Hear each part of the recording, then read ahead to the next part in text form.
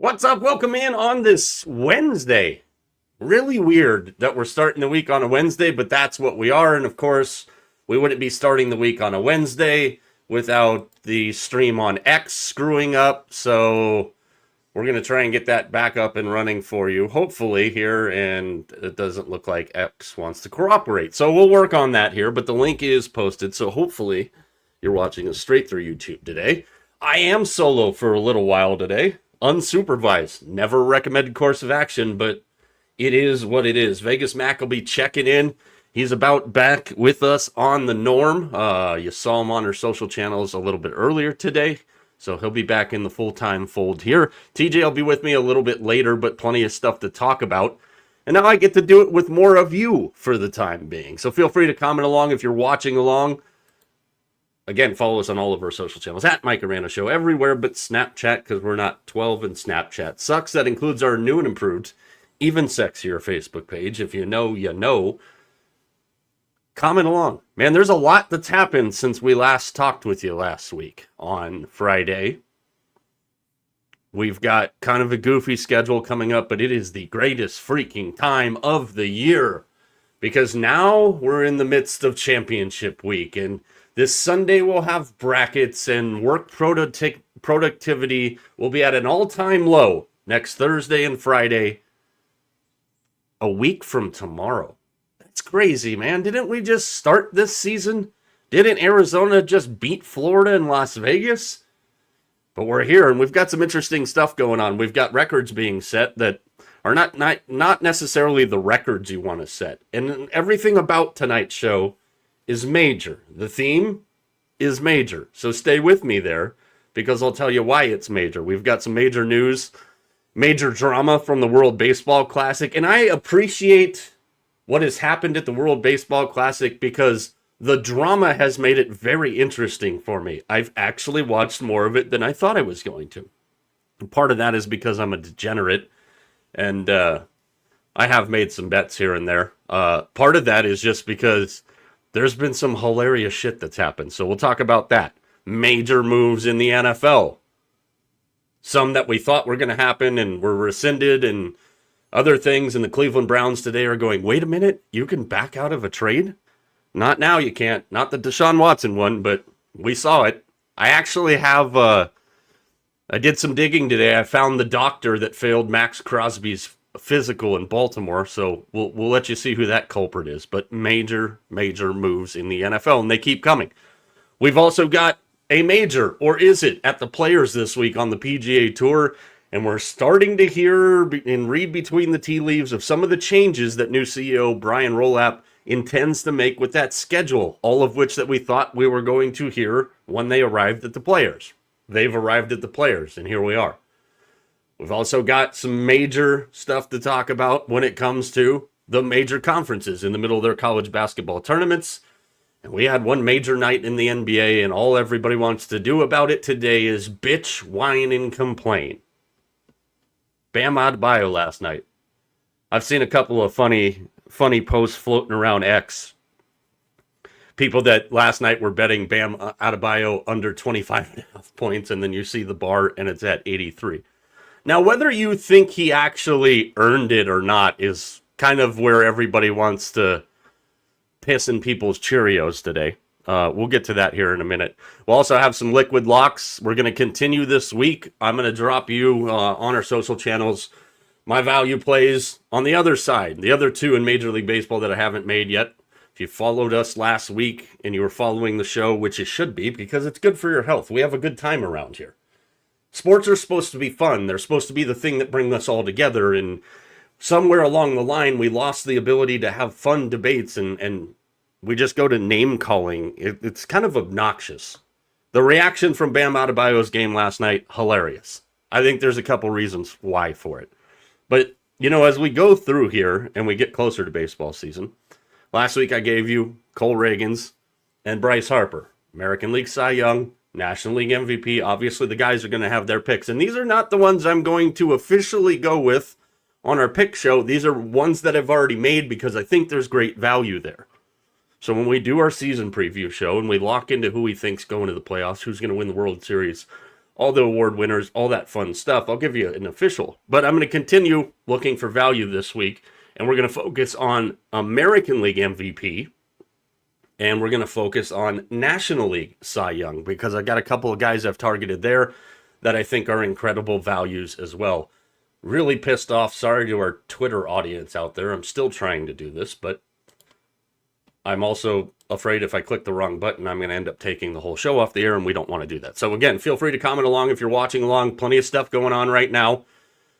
Plenty of drama in the World Baseball Classic, as I mentioned. And for those of you that are interested in a particular game tonight, don't ask Mark DeRosa if he's interested in a particular game tonight, because he probably doesn't know if he should be or shouldn't be. But Italy is up 6-0 on Mexico right now. The Dominican Republic up 2-1 on Venezuela, and Canada has punched their ticket through after a 7-2 victory today over Cuba. The question that seemingly everybody but Mark DeRosa had the answer to last night is, how does the U.S. advance? Well, if Italy beats Mexico, Italy would win the pool at 4-0. They're about halfway to beating Mexico right now. Team USA would finish second at 3-1. Mark DeRosa avoids a colossal embarrassment. If Mexico can come back, you already know the scenarios there. Listen, I gave you the score already. It's 6-0. The Italians are up in the top of the sixth. My guy, Vinny P. Pasquatch, who I'm going to see in July in Kansas City. I can't wait to see that. He's got a homer.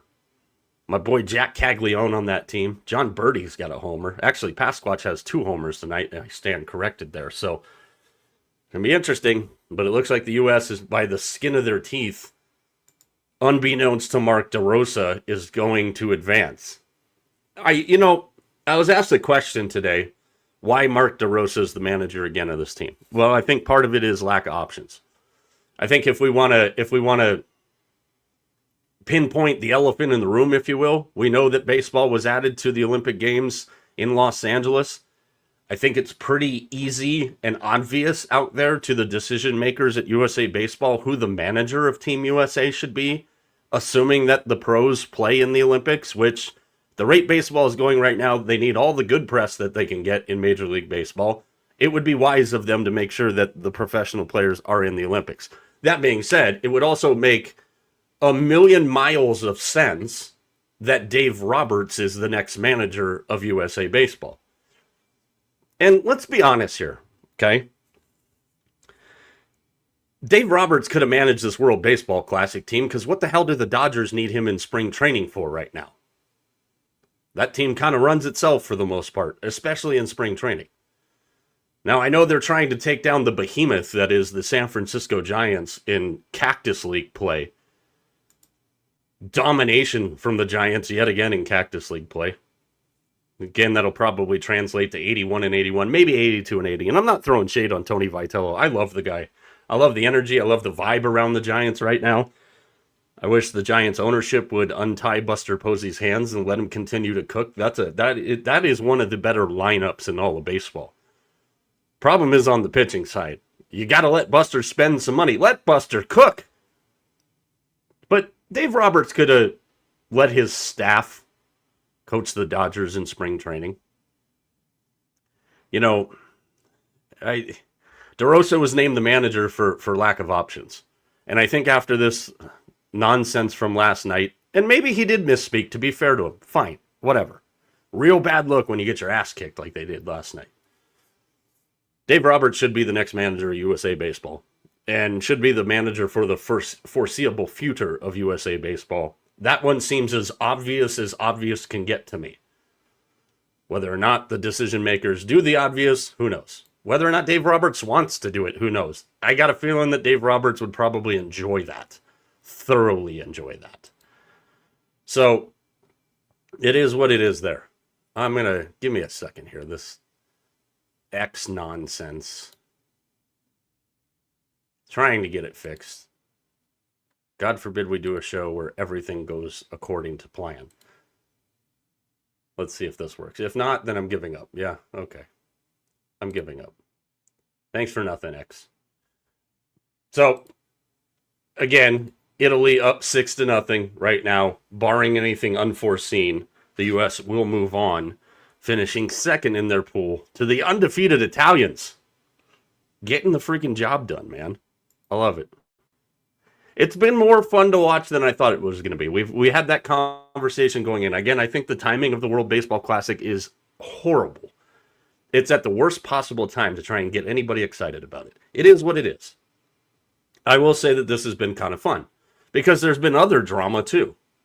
Speaking of Team USA, the Cal Raleigh and Randy Arozarena spat, if you will. Apparently it's a non-issue. I don't know. We'll see if it's an issue when the Mariners get back into regular season play here. But if you missed it, go to hell, F off were some of the things that were said back and forth.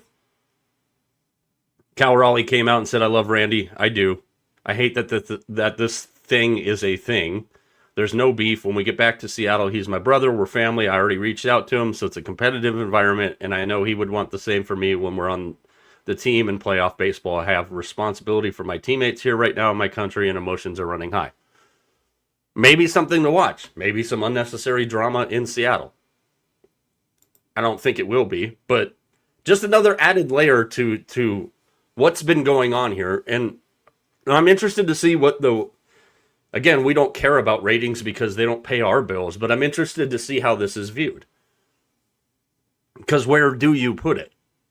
You know, and T suggested October, similar to what hockey does with the World Championships in April and May.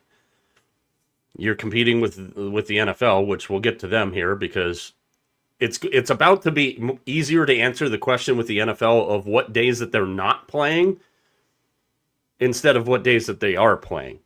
But I don't know if that's something you want to do. I mentioned Brian Rolap, the new CEO of the PGA Tour, and his thoughts, and if he wants to dip into the beginning of football season as far as extending the PGA Tour season, if he wants to go up against that. Those of you that have watched the show long enough, you know Mack thinks it's silly that it ends when it does. Brian Rolap sounds like he's on that side. But I think October would be a fine placement for it. You got to get a little creative with the scheduling. You got to work a little bit harder. God forbid. You could play it in October. Would you be missing out on the guys that are in the World Series? So last year, would you have been missing out on a lot of the Blue Jays and the Dodgers players? Yes, you would have. But I think there's enough people at the end of baseball season, especially if you're a fan of a team that never goes to the playoffs, that still kind of miss baseball when it ends. So I think a placement of the World Baseball Classic in October is workable. Whether the players would be in for that, who knows? Season's over. We know with baseball, it's a marathon, not a sprint. The last thing you want to do is commit to a couple more weeks. I can understand that. I'm interested to see how the return is on this when it's all said and done. More injury news, if you will. On the good side, though, in baseball, Corbin Carroll, he returned for the Diamondbacks, made his spring debut, hitless, says his hand's fine. And we know the thing with the hamate bone. We've talked about this. It's not so much how long you're out, it's how long it takes you to get your power back. You saw on our social channels, T's very high on that Diamondbacks team. That's a very explosive offense, and a lot of it has to do with Corbin Carroll. So if it takes Corbin Carroll until past Memorial Day to regain that power, how does that affect the Diamondbacks? It's a pretty well-balanced, well-rounded lineup, but he is a catalyst for him. Kyle Teal of the White Sox, he's going to miss 4 to 6 weeks after his injury in the World Baseball Classic, a right hamstring strain. Injured it on legging out a double in Italy's upset of the United States yesterday. Left the field under his own power with trainers, but he will be missing 4 to 6 weeks for the White Sox. The White Sox, who have had a very good offseason. I think there's people in Chicago probably a little bit more excited to watch the White Sox this year than they have been in the past. Does that mean they're going anywhere in that division? No. But at least they're trying. Ryan Mountcastle, the Orioles, left the game today after taking a pitch off of his hands in a game against the Pirates. Craig Albernaz told reporters that Mountcastle wanted to stay in the game, but his hand was sore. So we'll see what happens there. It doesn't sound like it's a big deal. Also, we know Baltimore is just fine at his position. Ryan Mountcastle is one of those guys that's probably going to be talked about in a lot of trade talks this year. Could be a very valuable piece. Francisco Lindor, 100% optimistic, he says, about opening day. Also dealing with hamate injury there. And Hunter Green is expected to have surgery, expected to be out until at least July. Arthroscopic procedure Wednesday to remove bone chips and loose bodies. It's always uncomfortable when you hear that. Loose bodies in your elbow. Targeting a July return. Be interested there because Cincinnati's a team in a division that I think is a little more wide open than people realize this year that desperately needs Hunter Green. And, you know, when Mack jumps on later, I'm going to ask him this because this is interesting. So the Red Sox feel very comfortable with Caleb Durbin at third base, possibly being the everyday third baseman. But Alex Cora came out and said, well, we'll probably decide that next week. How much more comfortable do you need to be with the guy, and what other options do you really have there? Like, why are we dancing around this right now? Durbin, of course, acquired from the Brewers in a 6-player trade. Pretty much played at third base every day. I think it's probably a foregone conclusion, but just kind of interesting that he's not committing to him every day. Like, what more do you need to see? And again, what are your real options there? So, baseball, before you know it, March 25th, we're exactly 2 weeks away from opening night by the Bay in San Francisco on Netflix. The New York Yankees and the San Francisco Giants in a standalone game and the goofiest laid out series I've ever seen to start the season. They play Wednesday night. Then they're off on Thursday when the rest of the league gets going. Then they play Friday, then they play Saturday, and they're both off on Sunday. Huh? Make it a 4-game series. Make it easy. Get creative. Interested to see how that goes, too, because, you know, 70% of the people bitch and whine about streaming. Netflix has the home run derby. What does Netflix do? We've talked about this plenty of times. Netflix is in the storytelling business. I think the home run derby on Netflix will be fantastic.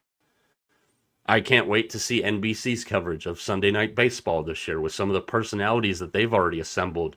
And shout out to our guy Jason Benetti. Named the lead play-by-play voice for NBC. I think that's fantastic. Jason Benetti is extremely talented as a broadcaster. A lot of fun to listen to. Definitely has a unique approach. So props to him, man. I was so happy to see that. I think he's going to be incredible in that role, and I love that from a more national stage, more people are going to get a chance to hear Jason Benetti. I think he's one of the better voices that we have in broadcasting right now, and I'm stoked. I'm stoked.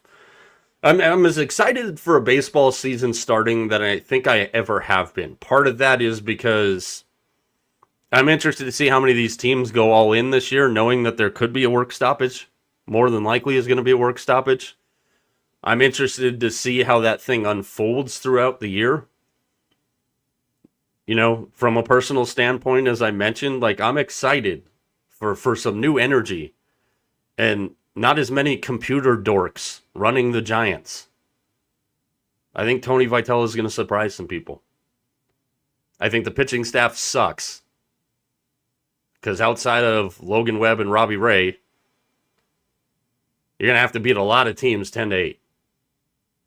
Giants have a lineup that can do that. In that ballpark, is that easy to do? Absolutely not. But I'm excited to see a new direction, a fresh breath in San Francisco because it's been miserable since Bruce Bochy stepped down, or whichever side of the story you want to believe.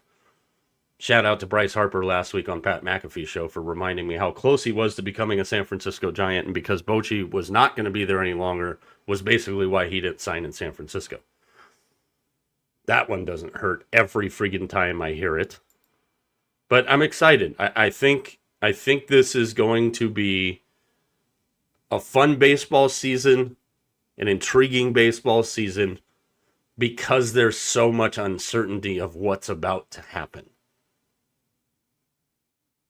Is the World Baseball Classic helping that? Not for me personally. I think it is for some people, but not for me personally. Other news, college basketball. Well, we've talked about this several times this year, and it is official now. Bobby Hurley is out at Arizona State after 11 seasons, and Iowa State really showed him the door in a quite harsh way. 91-42, Iowa State knocked Arizona State out of the Big 12 tournament. You know, it was time. You know, and Bobby Hurley had some real big wins, especially down the stretch. The Texas Tech win, the Kansas win, which will probably be my favorite Arizona State basketball moment of all time because of the smoke machine that hit right as Bill Self was walking out the door. But it was time. It was time for them to move on. And I think there's two things here. Number one, some of the names that we're already hearing. And I've got a guy that I don't know if anybody else has brought up, but you got to know the Arizona scene to know this name. Another guy who's really kind of coming up the ranks right now that has Sun Devil ties, but the 49-point victory by the Cyclones over Arizona State was the largest in Big 12 tournament history, topping Texas's 43-point win over Colorado in 2000. It was also the second largest loss in the history of Arizona State basketball by 1 point, a 50-point defeat to Texas Tech in 1956. Hurley, 185 and 167 in his time at Arizona State. Listen, Arizona State's never been a basketball school, and I don't know if it ever will be. You know, they're making renovations to their severely outdated arena that, you know, are going to take a few seasons here. The changing landscape of college basketball. Arizona State has to hire the football version or the basketball version of their football coach in Kenny Dillingham. A guy who bleeds Arizona State. A guy who understands Arizona State. And a guy who understands the challenges that come with being the basketball coach at Arizona State. From Bobby Hurley's side, get this man back to the Big East, will you? There's going to be job openings. It's already one. I would say Syracuse would be a good fit, but you saw Syracuse's next head coach last night in Jerry McNamara. That thing should be the easiest hiring in the history of the world. And Syracuse fired Autry today after 3 tourney-less years. Bad times to be a Syracuse fan. So Adrian Autry's out. I don't think anybody was shocked to see that. But what Jerry McNamara has done at Siena, thank you, by the way. That made for a hell of a night last night for me. That should be the easiest hire possible if you're Syracuse. Like, how could you not screw that up? So he leads Siena to a conference tournament title last night on like the 20-year anniversary of when he took Syracuse on his back through the Big East tournament. I'd love to see Bobby Hurley back east. I want to see him in the Big East. I've already got Patino on Patino crime in the Big East. Give me Hurley on Hurley crime in the Big East. That's what I want to see. And Max said this a few different times, and I agree with him. Like, Bobby Hurley needs to go back to where he's comfortable. On the East Coast. You know, he had great success at Buffalo. Played in the ACC, obviously, at Duke. The Hurley name is legendary in the Northeast. Get him back to the Big East. And who knows? This could be one of those things where after 11 years here at Arizona State, Bobby Hurley decides that he wants to take a year off. I doubt it. That doesn't sound like Bobby Hurley to me. But Arizona State's got to find a guy that is a true up-and-comer, or a guy that really, really has ties to Tempe specifically. Well, the head coach at Portland State is a guy by the name of Jace Coburn. Started coaching high school basketball out here in the Valley. A lot of ties to Arizona State. He's done a tremendous job at Portland State in his time that he's been there. But he's got a lot of ties. And I'm not talking about to Arizona as a whole, because he does. He's got a lot of ties to the immediate area right there around Arizona State. Coached at 2 high schools right around the corner from Arizona State. Was a head coach at Phoenix College, junior college program in downtown Phoenix, just off of downtown Phoenix, for you not familiar with the area. I think Jace Coburn probably gets a serious look. And there's going to be plenty of names. But the Arizona State, if they have any hope of ever becoming a basketball school, has to absolutely nail this hire. And let's be honest here. While Arizona State has found success in the Big 12 in football, and can they keep that going? Every indicator would be yes. Kenny Dillingham's that dude. Basketball was always going to be an uphill battle for Arizona State in the Big 12. That conference is brutal. Almost as brutal as their court in the Big 12 tournament. That conference is brutal. You're fighting an uphill battle as the basketball coach at Arizona State on the men's side. Shout out Molly Miller on the women's side for ASU. Fantastic first year. I'm very interested to see this one. And I really do think Jace Coburn is a name you're going to hear. You're going to hear a lot of other names. Randy Bennett's name seemingly every time Arizona State's been open has come up. I don't think there's a chance Randy Bennett leaves Moraga and what he's built at St. Mary's. But his name has always been linked to Arizona State. He's got a lot of ties in the area. But I'd be shocked if Jace Coburn wasn't one of the names. I don't know anything. I'm not trying to claim I do. But in looking at what this program needs to actually try and become relevant and stay consistently relevant, English is easy, it's got to be that. They've got to find their Kenny Dillingham on the hardwood. So, interested to see how that thing kind of plays itself out. The NFL is exploring Thanksgiving Eve to have a game this year. And I don't hate this idea. We've talked about this a lot. Like Thanksgiving Eve is always just this random dead day on the sports calendar. They already have their traditional Thursday afternoon doubleheader. But now they're exploring the idea of having a Thanksgiving Eve game. I don't hate it. Interested to see who would get it. But they're looking at a Wednesday game. Where I don't like it is you've got all these teams flying all over the globe to play games. You've got Thursday night football. You've got Black Friday football. You've got Saturday football late in the year. No big deal there. Wednesday, obviously you can't have teams playing on Sunday on Wednesday. Oh, wait. I can guarantee you that'll happen. The smart thing would be to make sure your teams playing on Wednesday would have a bye leading into the Wednesday game. But we've seen that hasn't always been the case with these goofy days of games.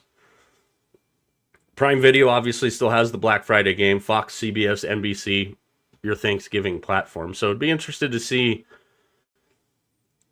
who gets it. It's probably going to be a YouTube game. Again, I don't hate the idea. And if you think about it from a football junkie standpoint, if I can click the right buttons here,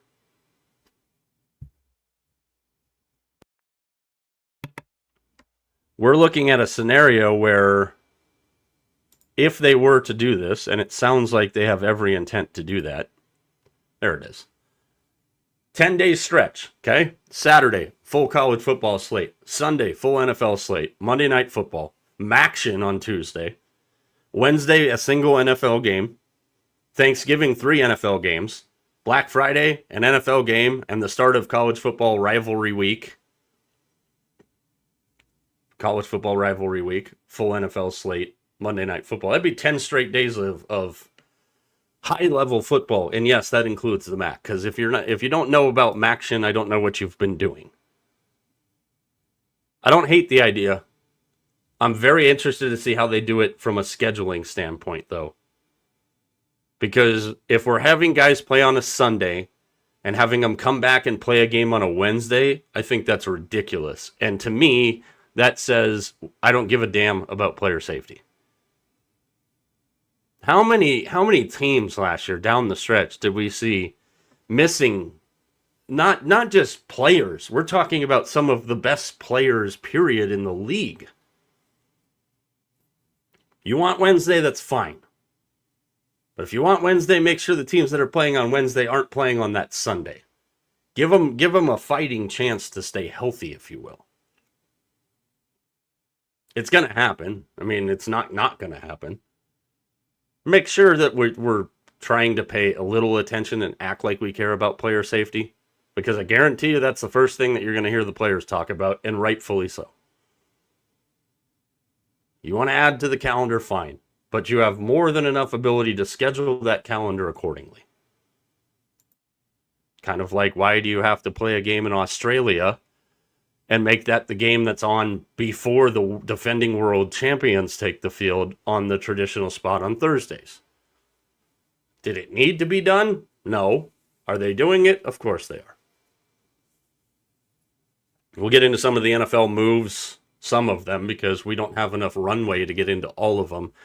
It's been crazy. I think we expected it to get crazy. It's been goofy in ways that we didn't expect it to get goofy. So we'll keep you apprised to as much of that as we possibly can.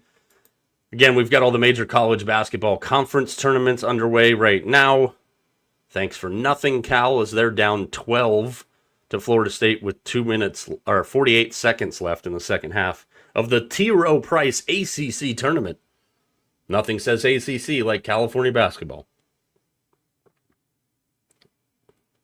Ole Miss and Texas, who really cares? First round of the SEC tournament underway.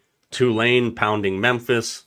Speaking of jobs that are likely to be open after this season, Memphis probably a good candidate there. Really interested to see what happens here, seeding-wise. Had a couple people ask, do you think with all of Duke's injuries that Duke is looking at possibly losing their number one seed? And I think Joe Lunardi said it best today. He literally said Duke's clearance on the second best team is so far that it's not that big of a deal.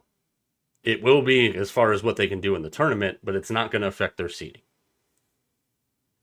Sorry, Florida State fans. I know that's a sore subject. Speaking of sore, and I'm not going to tell you why because it's none of your business, but I know this guy is very sore because I know what he's been doing.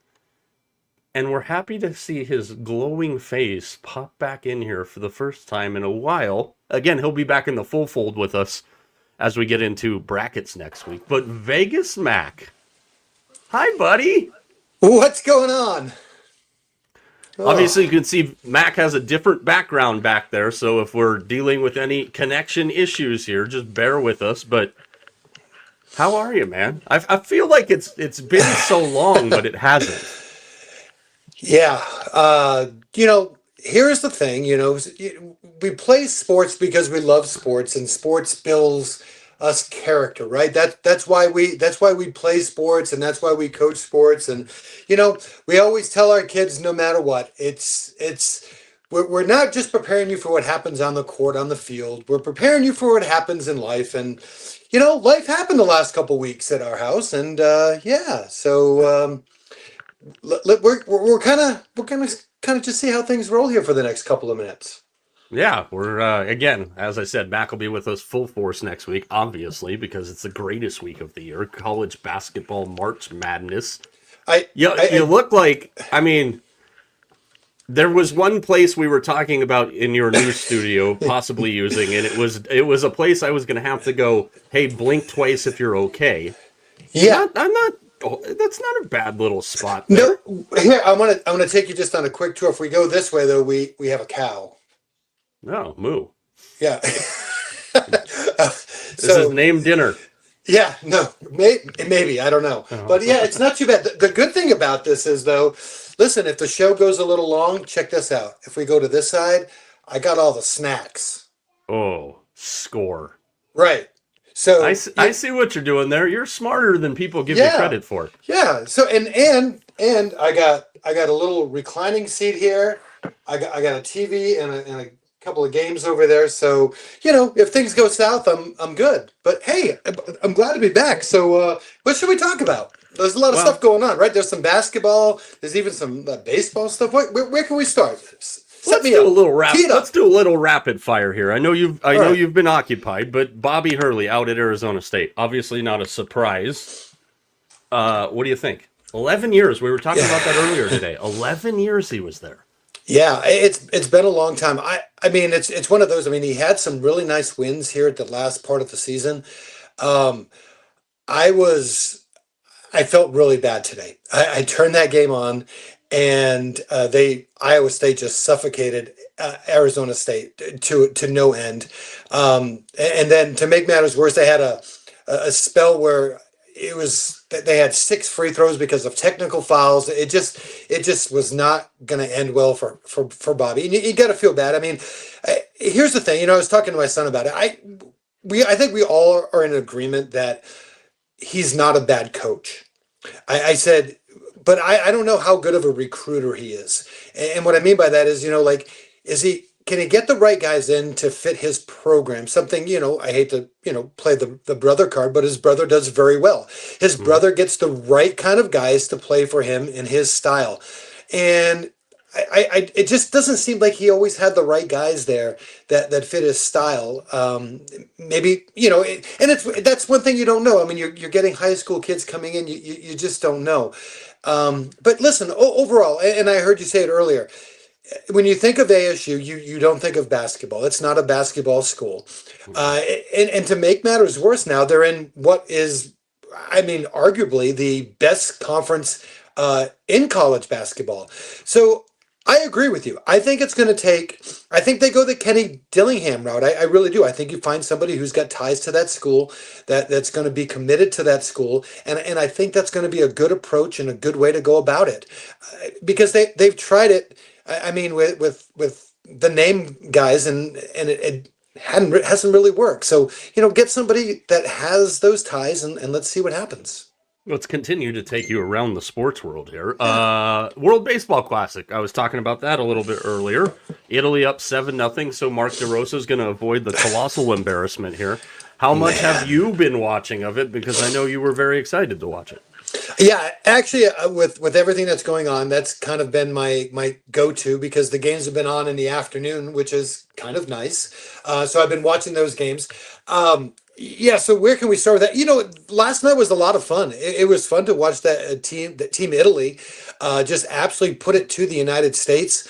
Not only did they do it with your guy Cags with a home run. You saw why the Red Sox wanted to try to reacquire Kyle Teal, another big bat for the White Sox. And listen, this is a team that's got major league pitching, and once that game got to about the fifth inning, you knew the Americans were in trouble. Because that Italian team had a good enough bullpen. But I think this is for me. I think it's been absolutely fun. We've seen some really cool things. We've seen fights. We've seen walk-off hits. We've seen electricians who shut down the best offensive team. And I think to me, I think it's kind of cool because you have a blend of Aaron Judge players, of that sort, with, like I said, guys who this is their one shot, and I think it's been really cool. The games have actually been pretty well played for the most part. I mean, there hasn't been, besides last night, really any huge surprises. My team, the DR, looking pretty good, Mike. I got to tell you that team is loaded. They're stacked. They're ready to go. I mean, if they win it, I may just have to make a trip again back down there just to, Oh, Jesus. part of the celebration. But I've really enjoyed it. I actually think it's been really good baseball. Um, we'll see what happens. Now it's going to really. Now we're going to really see, because you're going to get the 8 or 6 or 8. I don't even know how many teams are left, but the best teams. Now you're really going to see some good baseball. Yeah, your pick, the DR, attempting to hang a loss on my pick, Venezuela. Good game there, 4-3 in the fourth. You know, I was talking about this off the top too, Mac, when I went through a couple baseball headlines. Why is Alex Cora not named Caleb Durbin, the everyday third baseman, yet? What the hell is he waiting for? Um, he's going to be a starter. I think he's just waiting to see if he's going to be their third baseman or if he's going to move him to second. I think if he had his way, and he's kind of hasn't been real nice to Marcel Myers so far this spring, but I from a defensive standpoint, Marcel is so, he can be a Gold Glove third baseman. He really truly can, and not that you can just throw anybody at second base. I'm not saying that, but second base is a little bit of an easier position than third base. And I think if you have the chance to put, I think potentially a really Gold Glove third baseman there, even though he's a young guy, I think that's kind of why he's holding it out. But man, Durbin, I mean, I gotta re-go find my Pedroia shirt because that's who he reminds me of. He is Dustin Pedroia 2.0. And from a size standpoint, from the way he plays, the way he hits, Boston is going to love him. Let's since I know you're not going to be on very much longer here, the players, the fifth major, if you want to. We're not going to talk about what happened in Mike versus Mac last week because really nothing happened as far as my side of things go. Right. Who do you got for the people that might have missed it on our social channels? And shame on you if you did. Who'd you go with this week, if you remember off the top of your head? If not, I can fill you in. I did. I remember I went with Ricky Fowler. Ricky's had some success there, and he's had a pretty good year so far this year. I know I picked Colin Morikawa to win, but I can't remember who did I pick as my middle guy. You went with the guy who's famous for not getting the job done. That's right. See, I knew there was a reason why I couldn't remember because he probably won't be there, and that's Ludwig Oberg. But he's due. He's due for one of these breakouts. And so it'll be interesting to see. That's TPC Sawgrass. That's a fun course. How can you not? That's what I was trying to look up. I know they always have the 17th hole, the bet for the 17th hole. I know I saw it earlier today. How many times the ball is going to go into the water? I was trying to find out what that is. Let's see if I can find it here real I know quick. the last I saw the hole in one on 17 was, I think it was a plus 200 on this one site I was looking at. I did see that. So here they have it. This is let's see, 50 plus total balls in the water on 17 in the total tournament, a plus 325. Interesting. I mean, kind of a fun little one, right? If you're gonna be there, this is. I mean, and here's the thing: everybody loves and talks about the 17th hole, but Sawgrass, there's so much. There's par fives that you can get to in two. There's long par fours. There's lots of bunkers. I can't remember the hole. I don't know if you can help me on this. The one with the trees, they have the trees, and they have to either decide to go under the trees or over the trees. You'll see it all week. I think it's on the front. 16. Oh, is it? Okay, it's on the back. But yeah. That's one of it's part of that chaotic finish that we love. Right, and one of the most underrated holes on that course is 18, and we all know water all along the left side. It's kind of semi dog legs to the left, and if you hit it too far to the right, it goes not out of bounds, but you have the rough and trees. And the thing is, you don't see it on TV. It's kind of like Augusta, where you have there's not a lot of shots that you're hitting on level ground. You're either the ball's above your feet, below your feet, you're on a mound, you're below a mound. There's so much there that goes into that. So that's why you don't see a lot of guys repeat this championship, because it is that tough a course. I mean, not for Phil accordingly, but it is. I just think overall, it's fun to watch. It's one of those tournaments that I really do hope it never becomes a major. I like where it is without it being a major. It's the players get to celebrate themselves. That's what they get to do. That's the whole idea behind it. I don't think it needs to have another moniker on it. It's special as it is. Everything's going good. Bring it back on for the first time in a week. 10 minutes, everything's fine, and then you got to bring up Mickelson. Like, why? I was in a good mood. Why would you do that? I know. Well, All right. Well, we're gonna let Mac get. He's gonna be back with me on Friday, obviously in full fold on next week's show. Still to be determined how much we're gonna have him on Friday, but he will be back. He did not go anywhere. Safe to say, he's kicking my ass in Mike versus Mac, 59-33 after my -2 last week. I know we have records. I'm looking like last year, but does that tie? And I'm not trying to like, does that tie for like the worst week? Have we had anything worse than a -2? I'd have to go back and look. I mean, I'm sure one of us at some point. I don't think either one of us has ever dropped 3 missed cuts in the same week, so it's got to be tied, maybe. I'm looking back. The fact that I did it with a missed cut, and a withdrawal mid-tournament is what makes it hilarious. So you did it last year. I'm looking at it. Do you want to know what tournament? Tell me it wasn't the Arnold Palmer again. It was not the Arnold Palmer. It was the Players. Oh, jeez. You had you you went with Taylor, Day, and Oberg, and Day withdrew, and the other two you had 2 missed cuts. Yeah, well, so, you're gonna get your first missed cut of the season here because you went with Oberg. So it's good to talk to you, buddy, and I will talk to you again on Friday, man. Right back at you. All right, Vegas Mack makes his appearance there. TJ will be joining me here in just a little bit, so feel free to comment along if you're watching along, and we're going to get into some stuff. You got Roz. I'm not going to repeat what you just wrote in the comment section. The people that are watching can watch it or find it in the comment section, but that's hilarious. Let's get into a little bit of hockey here. And, we passed the trade deadline last week. It was a very interesting trade deadline, I think is the best way to say it. And we talked about this a little bit as we were getting close to the deadline last week. And, it was a fairly slower, for the most part, it was a slower deadline than I thought that we were going to have.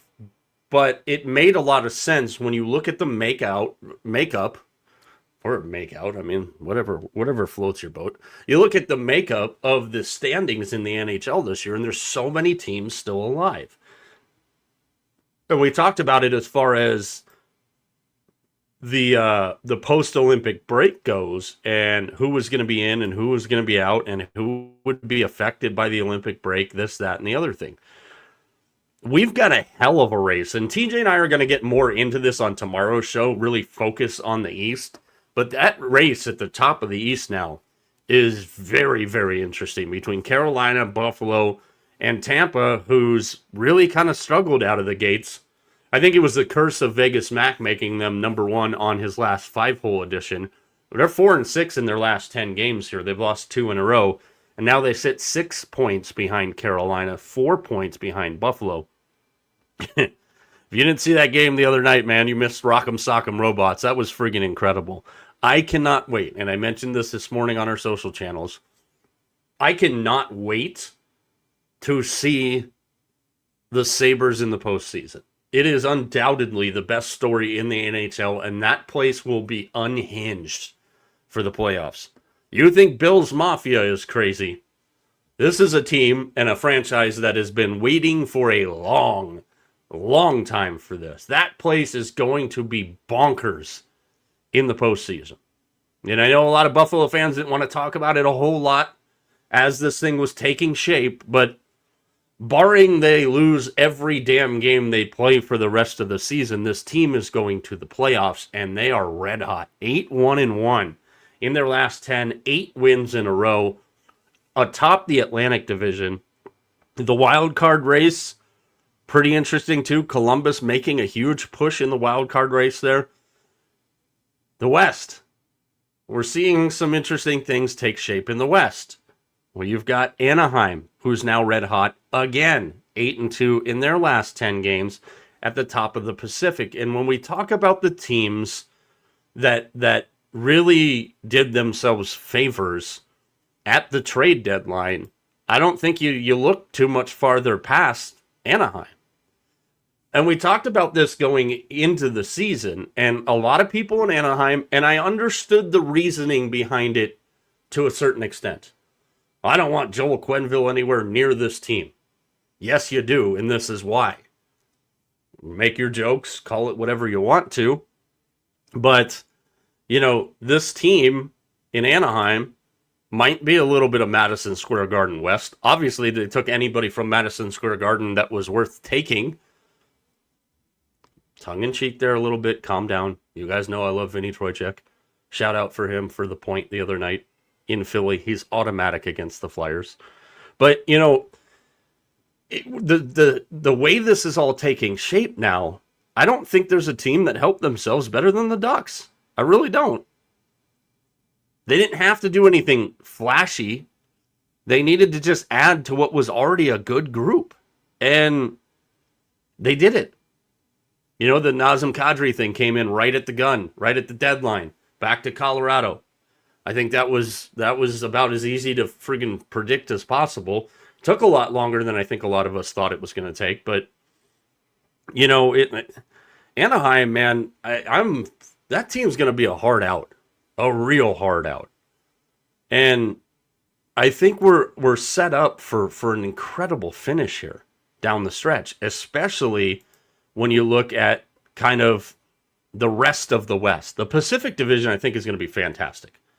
You've got Anaheim in first at 75 points. Edmonton and Vegas tied for second and third there at 72 points apiece. We know where most of the points are coming for Vegas, whether you agree with that or not.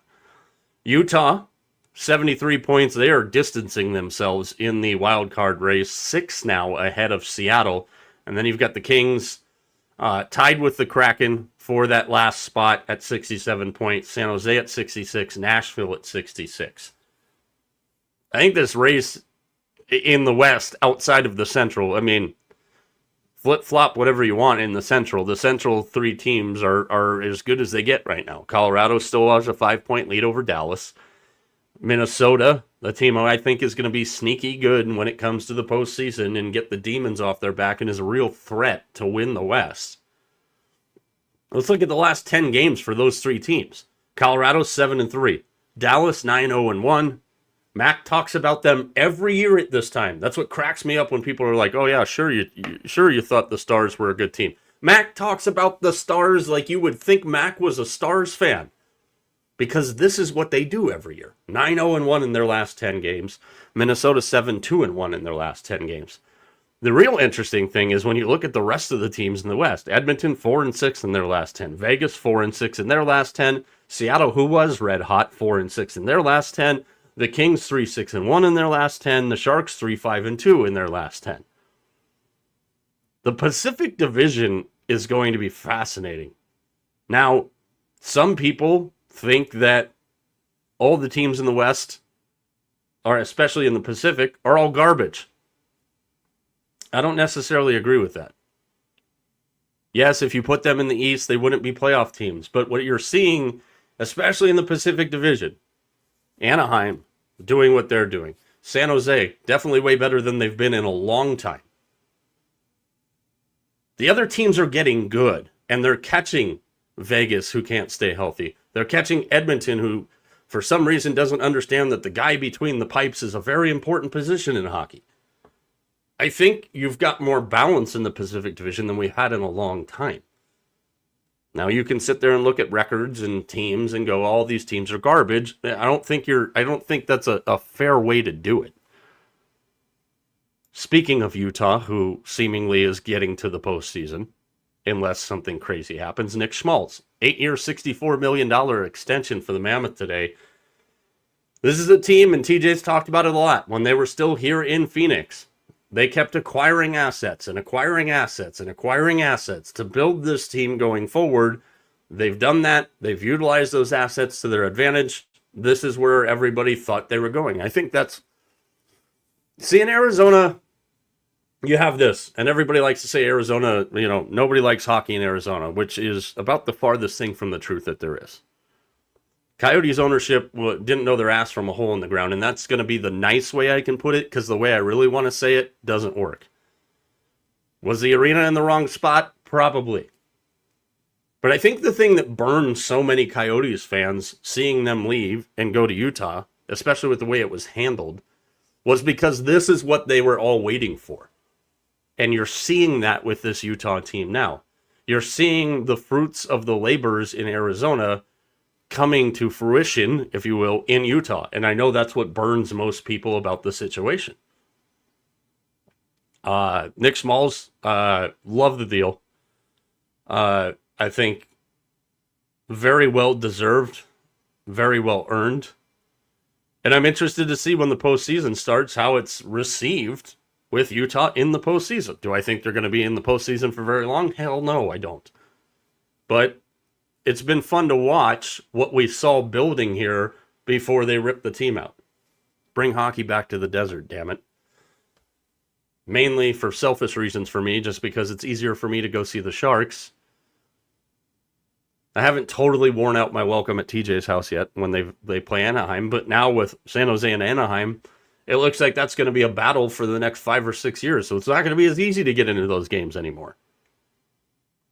Definitely not going to Vegas to watch them because a little too rich for my blood right now, and I can promise you I won't go to Utah to watch them.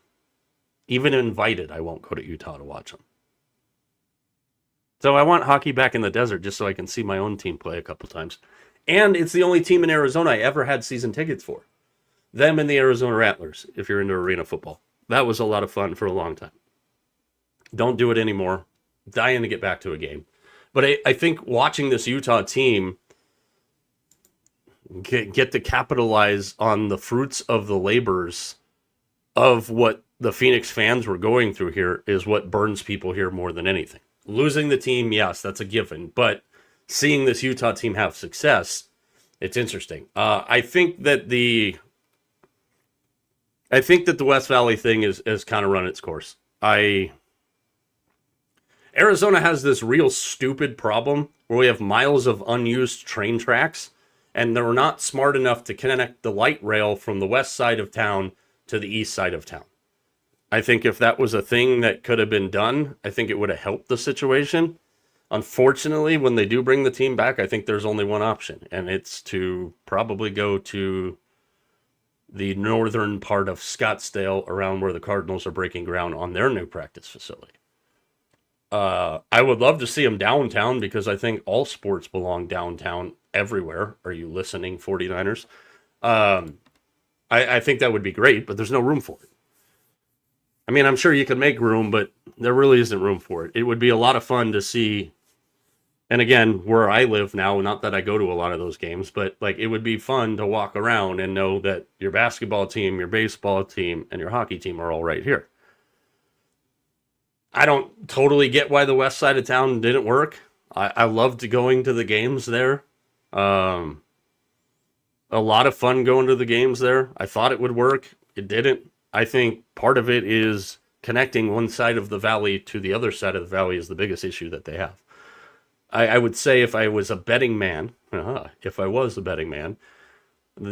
northern part of Scottsdale in the 101 type area is probably where it's going to go, and it'll do well there.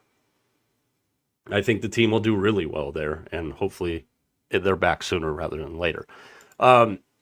Again, tomorrow, T and I are going to dive a lot more into the Eastern Conference outlook of things. T will have some quick wristers and stuff like that as well. Let's move over to what's going on in the NFL because it's a lot of what's going on in the NFL right now. Signings and signings and signings and signings. By the way, I wanted to pass this along since we've already talked about it. But this was the best tweet I saw all day right there. RJ Choppy on X. Lost in all the Mark DeRosa Team USA advancing scenario controversy is somehow every 11U parent knows the exact scenario for which seed they can get based off the results of games we can't watch. Yet Team USA doesn't have a team mom? He's got a point. He's not wrong. That I still like, and I get it. You can misspeak. I do it all the time. But that was weird last night.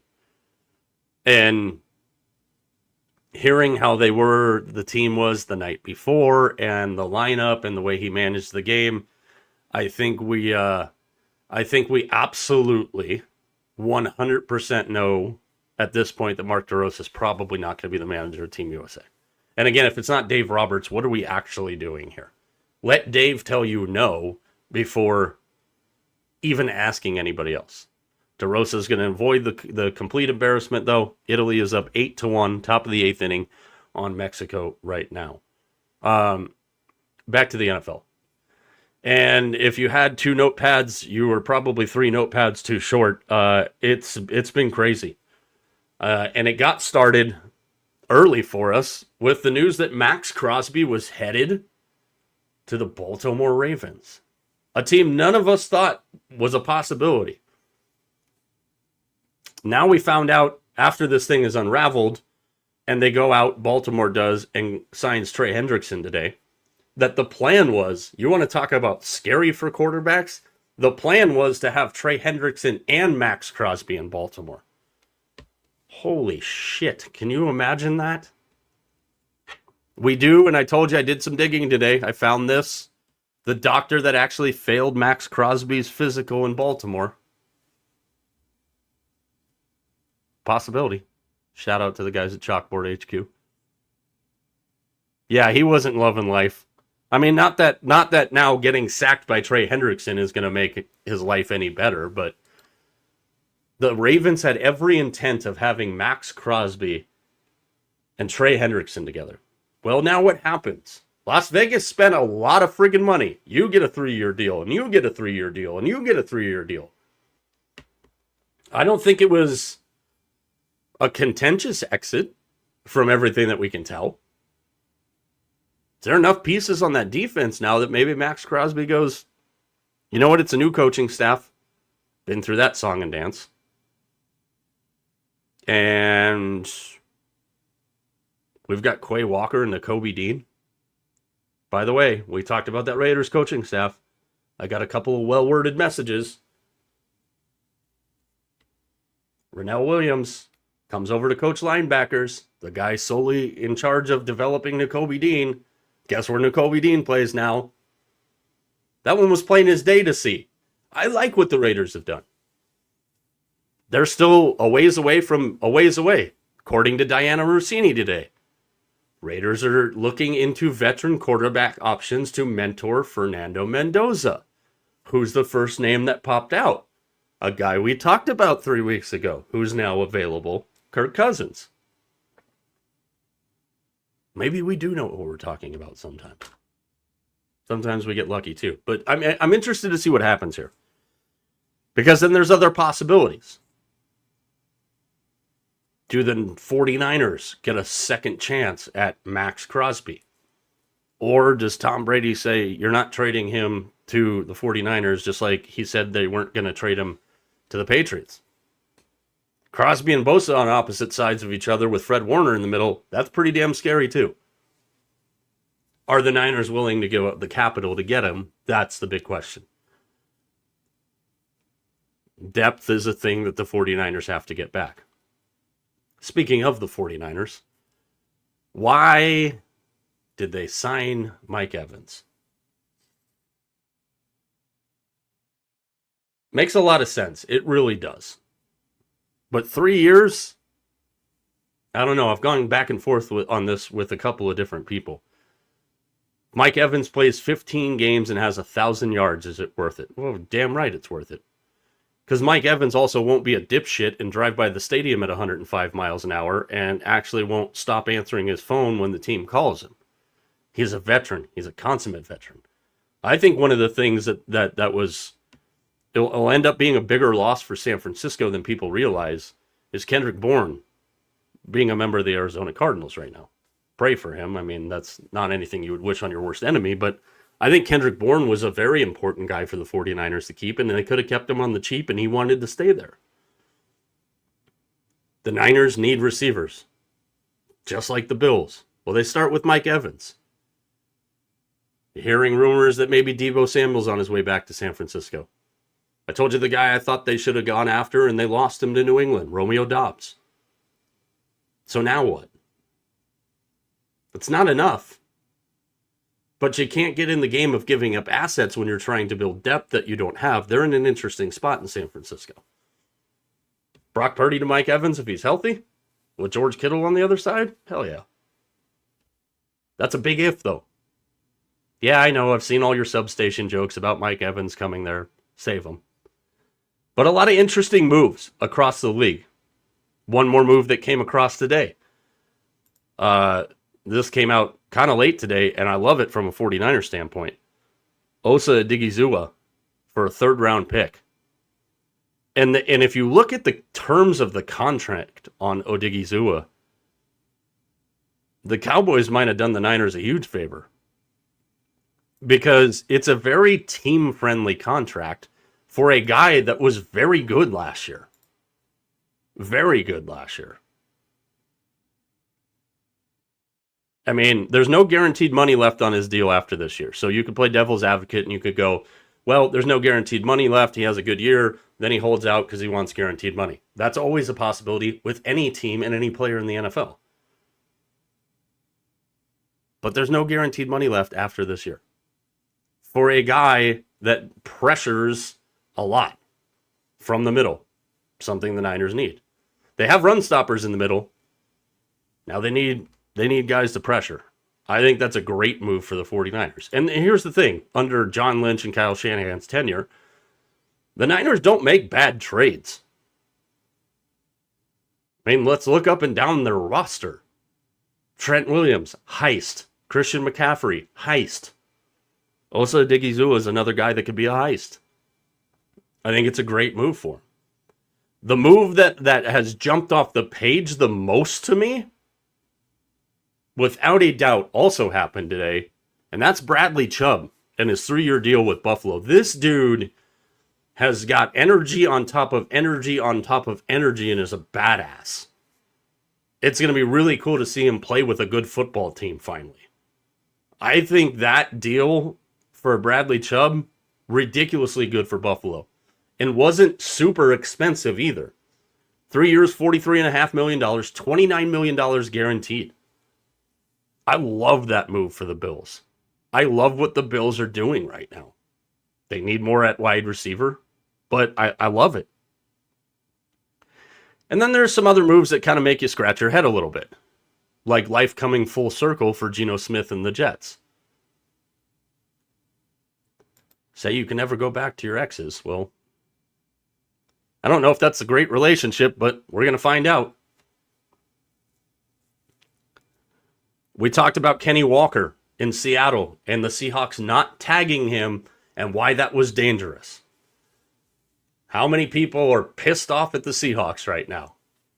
Because he went to the one place that nobody wanted to see him go, Kansas City. That doesn't surprise me at all. I think he fits what they do perfectly. You know what they say, F around and find out. John Schneider did it. And listen, John Schneider has made more good moves than he's made bad moves, but I really, really question what the hell he was thinking with that one. The second you made him available, everybody was going to want him. So now what do you do at running back if you're Seattle? Got Zach Charbonnet, but the reason Zach Charbonnet was so effective was because of Kenny Walker, the two of them together and what they did. Other interesting guys still as of this moment that don't have jobs. Speaking of guys that Seattle might be interested in. We've talked about this guy a lot. Speaking of 49er receivers. Do they go after Juwan Jennings? I think I'm insanely interested to see what the hell they do at running back. They draft a guy. You know, they've got other bodies there like George Halani, but like talking about the Super Bowl MVP, dude, and you just let him walk out the door to the Kansas City Chiefs of all teams. And best of luck to Donna Kelsey and her house renovations because that became a story yesterday. Travis Kelce back in Kansas City. I think Kansas City is a dangerous team this year. Well, no shit, Sherlock. Think about it. The timing of when Patrick Mahomes comes back. If they can tread water long enough, it could happen again. And you just gave him a Super Bowl MVP at running back. Now, to be fair, Kansas City's had players in the running back position before that haven't totally panned out. I think it's pretty hard not to get Kenny Walker to pan out. But, there's still some decent names available. We're still waiting. My beard will be completely gray by the time we get a decision from Aaron Rodgers. I'm starting to wonder if he's actually not going to come back. We all thought it was kind of a given with Mike McCarthy there. And I mean, if you said I had to tell you today what I do think he comes back. But I think the longer this plays, probably leans me more towards I don't totally know if he's going to.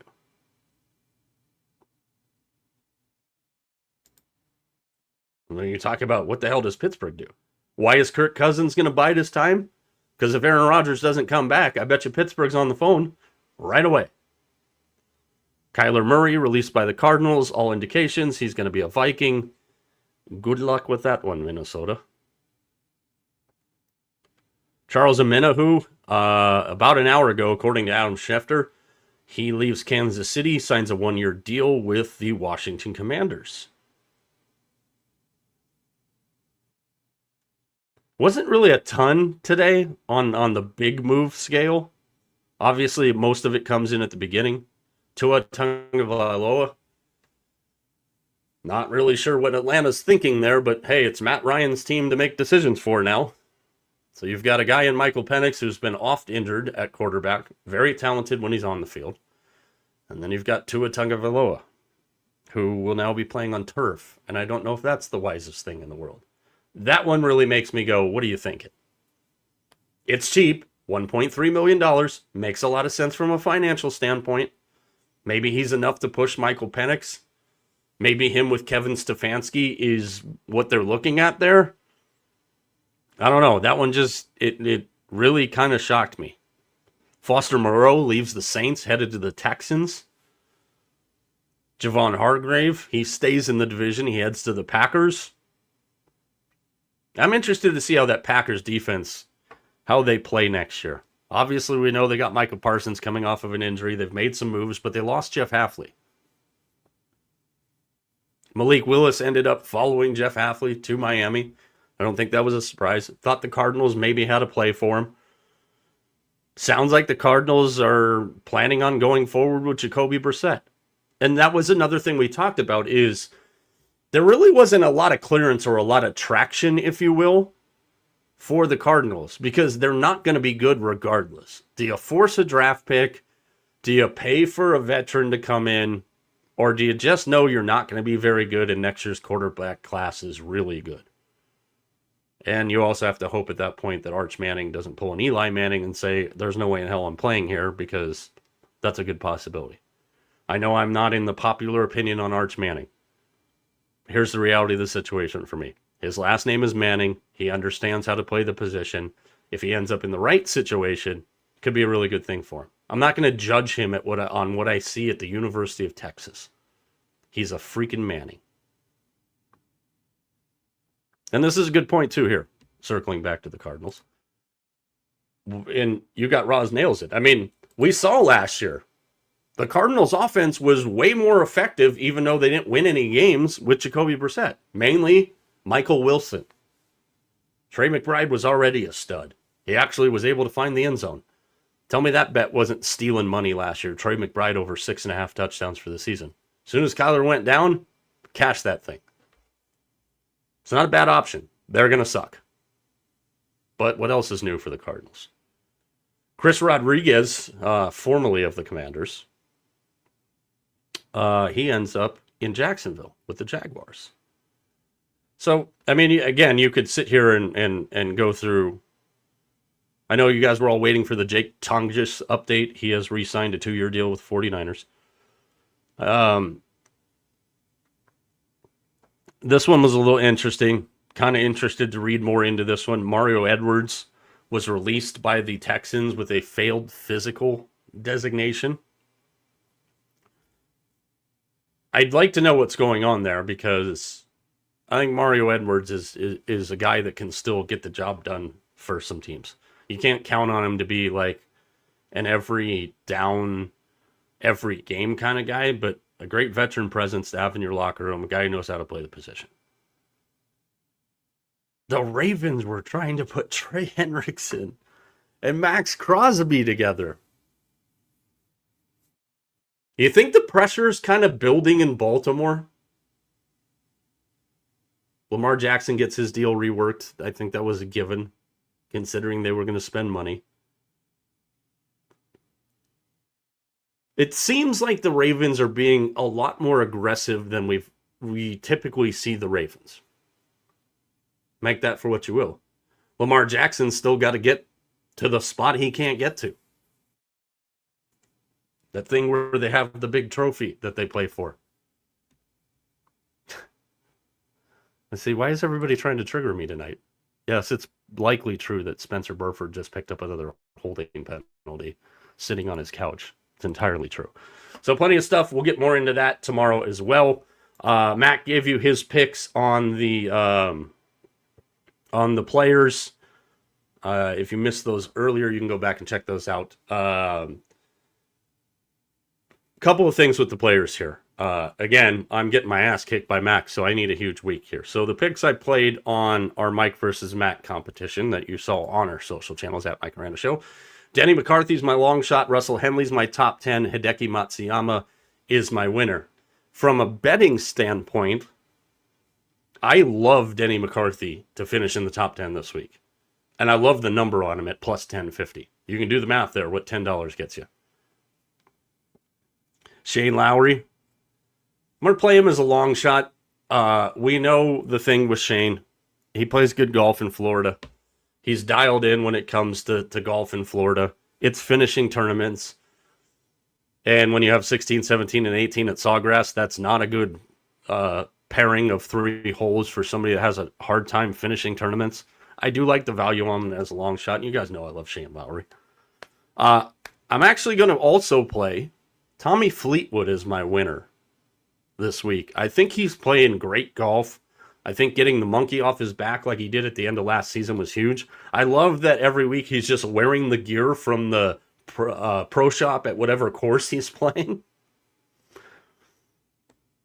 Now, what he does at Augusta will be interesting because there are some options there. But I like Tommy Fleetwood at plus 2,500. Obviously, Scotty Scheffler is your odds-on favorite, but his iron play has been not good this year. Now, we know Scheffler always steps up in the biggest events, so if he goes out and just kicks everybody's ass this week, I don't think anybody would be surprised, but his iron play has not been good this year. First round leaders. I like a couple of these guys. I like the layout of the field. I like their opportunities here. I think all of these guys are playing good golf, and they're all worth a little dabble, if you will. Siwoo Kim at plus 2,800, Minwoo Lee at plus 5,000, and Jacob Bridgman at a plus 6,600. Listen, if I'm betting a first-round leader, I'm not using much of my bankroll at all. It's a crapshoot. But I also, if I'm going to watch a first round with everything else that's going on in sports right now, especially the conference tournaments and college basketball, I am very much looking to get bang for my buck. Those 3 guys will give you a lot of bang for your buck there. I love the Denny McCarthy play for the top 10. And really, look at the top 10 finishers odds. There's a lot of good names for top 10 finishes this week. I think you can find incredible value at the players, especially in the top 10 market. Some guys even in the top 20 market, the odds are really, really good.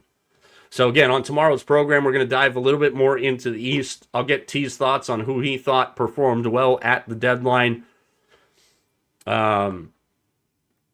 If you want this one, you want to get on it early. T's got a couple plays for hockey on tomorrow. Buffalo, Dallas, and Edmonton over, and Colorado on Thursday are his hockey plays for tomorrow. Again, I'm sure we'll have a couple more. So lunchtime live tomorrow.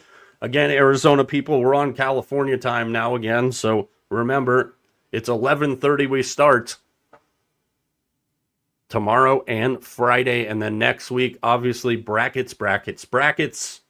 We'll get into one half of the bracket on Tuesday's show, as well as whatever's going on in the sports world, any pertinent headlines. On Wednesday's show, we'll get into the right half of the bracket, make our Final Four predictions, and tell you who we think is going to win the national championship. I can't thank Bam Adebayo enough for what he did last night. Let's not sit here and bitch and whine and complain about how he got it. there's two things to remember here. Number one, nobody, well, maybe Vegas Mac, but most people don't remember Wilt's game. And I think a lot of the shrapnel that's coming with how Bam got to that number last night is because he passed Kobe. And I understand that. But I'm going to ask any of you, could you score 83 points in an NBA game? The answer is no. Don't even try to think you could. Yeah, did he have a shit ton of free throws? Of course he did. Was there some nonsense going on at the end of the game? Yes, I get it. But was there this outrage when Brett Favre laid down for Michael Strahan from anybody other than Mark Gastineau? I mean, the dude had 31 points in the first quarter. He was hitting shots from the three-point line. Yeah, the end of the game, I can see it. But if you participated in King of the Court last night with Bam Adebayo, you know why I'm really happy today. So thank you, Bam. Wham, bam, thank you, Bam. Tomorrow's program, 11:30 on the West Coast. Friday as well, lunchtime live. Follow us on all of our social channels. We appreciate each and every single one of you, and I appreciate the fact that we are on California time again, and it's not even 7 o'clock. I got some basketball to degenerate myself with, and a big burrito, and a long nap. So for everybody behind the scenes, for Vegas Mac, for TJ, I'm Mike. We'll talk with you tomorrow. You know the drill.